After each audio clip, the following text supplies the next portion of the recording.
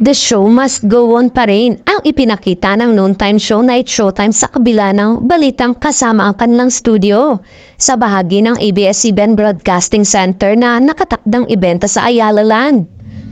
Present si Vice Ganda ay halos buo ang Showtime host ngayong araw na humarap sa madlang people. Hindi man binanggit ngunit baka sa kanilang lungkot lalo na kay Vice Ganda na iiwan ang kanilang naging tahanan ng mahabang panahon kasama ang madlang people.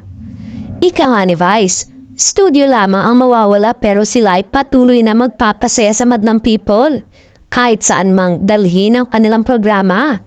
Napakadami ng pinagdaanan ng show mula nung nawala ng prangkisa ang ABS-CBN.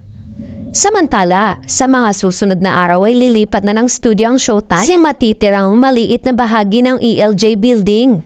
Ibig sabihin, ay magiging limitado na rin ang magiging studio audience ng programa dahil lilipat sila sa mas maliit na studio. Ang salaping malilikom kasi ay gagamitin pambayad sa mga loans ng ABS-CBN. Matatandaan na noong 2020 na politika at napaginita ng Kapamilya Network sa kasagsagan ng pandemic para hindi marinyo ang prangkisa nito.